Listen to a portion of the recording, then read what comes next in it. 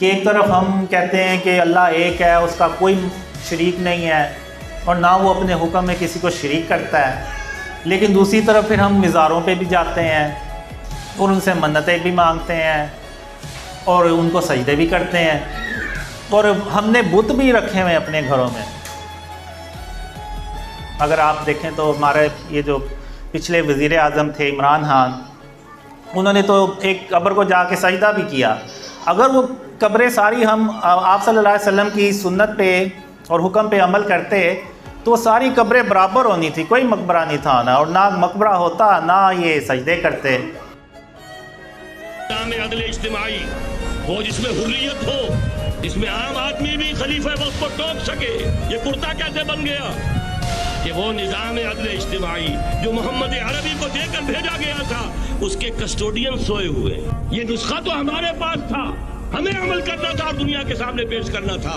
پاکستان بنایا اس لیے گیا تھا کہ ہم اس کا ایک نمونہ دنیا کے سامنے پیش کریں گے۔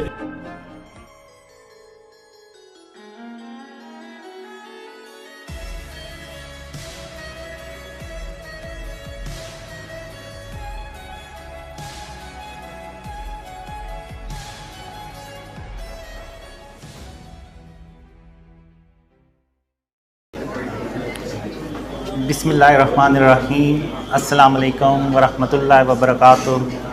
آج کی اسپیچ شروع کرنے سے پہلے میں آپ کو ایک ویڈیو دکھانا چاہتا ہوں۔ خیر ایسے نظر تو نہیں آئے گی، شاید آپ لوگوں کو آواز آ جائے تھوڑی سی۔ میں نے دیکھا بڑے بڑے داڑیوں والے اس کے ساتھ جو خوفزدہ بیٹھے ہوئے، ہم کہیں انکار کریں تو کافر نہ ہو جائے، اگر ہم کہیں انکار کریں تو کہیں کافر نہ ہو جائے۔ مولانا صاحب یہ فرما رہے ہیں کہ بڑے بڑے داڑیوں والے ان کے سامنے ایسے بیٹھے ہیں کہ جیسے اگر وہ نہ مانیں گے کہیں کافر ہی نہ ہو جائے، اور یہ کہ بہت سارے لوگ تو ہر کسی کے ساتھ شامل ہو جاتے ہیں۔ ذرا نرم ہو تو یہ مٹی پر تو بڑی زرخیز ہے۔ اب میں یہ بتانا چاہتا ہوں کہ یہ لوگ جو بڑے بڑے داڑھیوں والے ہیں یہ کیوں بیٹھے ہوئے ہیں، اور جب کہ میری داڑھی نہیں ہے۔ تو اس کی ایک ہی ریزن ہے کہ اب میں آپ لوگوں کے سامنے ہوں، نہ میری داڑھی ہے، نہ میں ریلیجیس پرسن ہوں، اور نہ میری کوئی نمازیں ہیں، نہ میرا کوئی شاید کوئی اور نیک عمل ہو۔ تو آخر ایسی کون سی وجہ ہے جو آپ لوگ یہاں پہ آ جاتے ہیں؟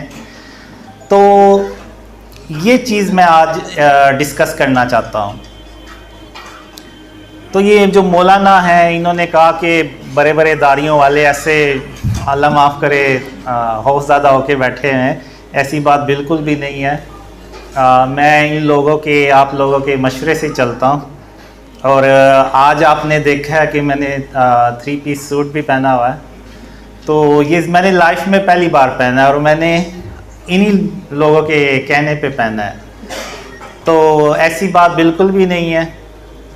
اب میں یہ بتانا چاہتا ہوں کہ یہ لوگ کیوں یہاں پہ بیٹھے ہوئے ہیں، یعنی اگر آپ دیکھیں تو پوری دنیا سے لوگ بلیو کرتے ہیں ڈریمز کا، تو وہ کیوں کرتے ہیں؟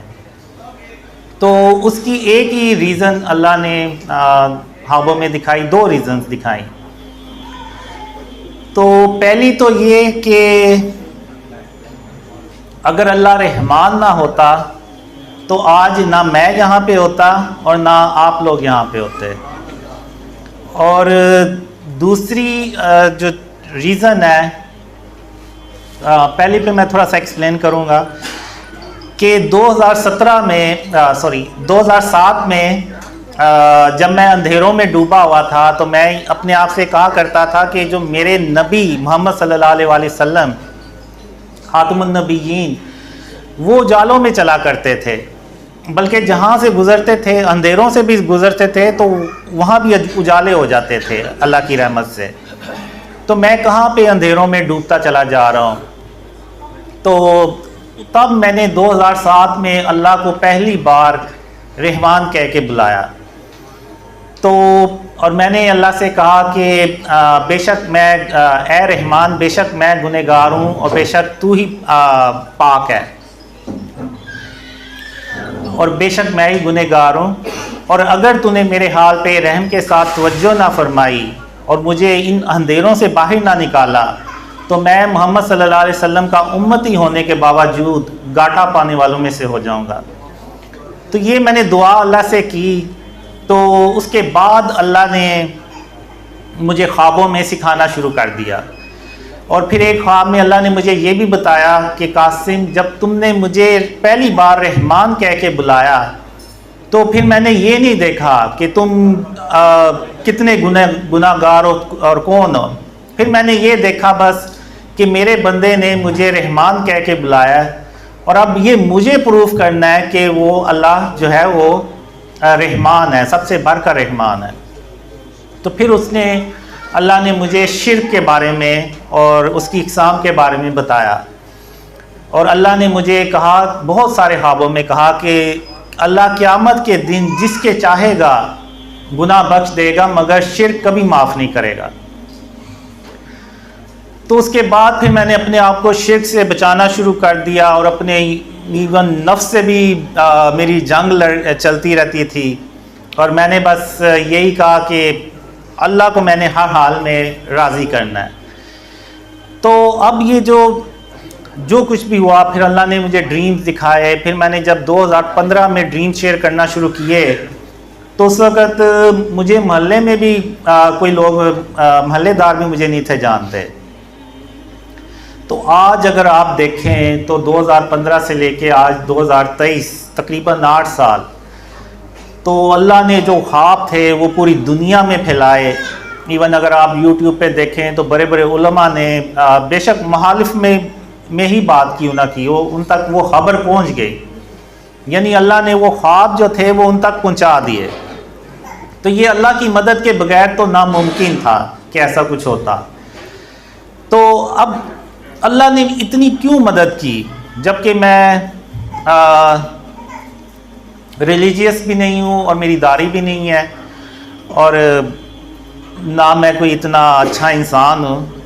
تو اللہ نے مجھے ایک ہی ریزن بتائی، جو دوسری ریزن جو تھی وہ یہ بتائی اللہ نے کہ قاسم، میں تیری صرف اس لیے مدد کر رہا ہوں کہ تو نے اپنے آپ کو شرک اور اس کی اقسام سے بچانا شروع کر دیا۔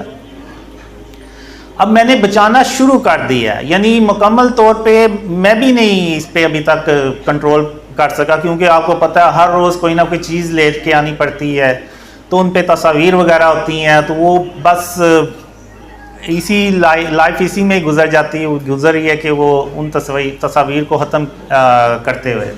تو یہ جو کوشش ہے نا، یہ اللہ کو پسند آ گئی۔ تو اب اگر آپ دیکھیں تو اللہ نے جو جتنے بھی اپنے نبی اور رسول بھیجے، تو اللہ نے قرآن میں لکھا ہوا ہے کہ اللہ نے نبیوں کے جو درجات ہیں وہ ایک دوسرے سے بلند فرمائے، ان کو بلند درجات کیا، یعنی ایک نبی کو دوسرے نبی پر بلند درجہ دیا۔ تو اب وہ کیا آخر اللہ نے کوالٹی یا اس کا کیا معیار سیٹ کیا کہ کس نبی کو بڑا درجہ ملے گا؟ تو اگر آپ وہ قرآن دیکھیں، اس کو قرآن کو ترجمے کے ساتھ سنیں، تو اللہ نے یہ چیزیں قرآن میں واضح طور پر ارشاد فرمائی ہوئی ہیں، اور وہ یہ ہے کہ اللہ نے جو شرک ہے نا، اس کی بیس پہ نبیوں کو درجات عطا کیے۔ اب اگر آپ دیکھیں تو خاتم النبیین حضرت محمد صلی اللہ علیہ وآلہ وسلم، اللہ نے ان کو سب سے بڑا جو درجہ ہے نا وہ دیا، یعنی تمام نبیوں کا سردار بنایا، اور تمام جہانوں کے لیے رحمت العالمین بنایا، اور اپنا سب سے آخری اور سب سے پیارے نبی بنائے، اور اللہ نے محمد صلی اللہ علیہ وسلم کا نام خود اپنے نام کے ساتھ لکھا۔ تو وہ جو کوالٹی تھی آپ صلی اللہ علیہ وسلم کی، وہ جو شرک اور اس کی اقسام سے انہوں نے خود بھی اپنے آپ کو بچایا اور اپنی امت کو بھی اس کی تلقین کی، تو وہ وجہ اللہ نے بنائی اور ان کو اتنا بڑا جو درجہ ہے وہ اپنی رحمت سے عطا کیا۔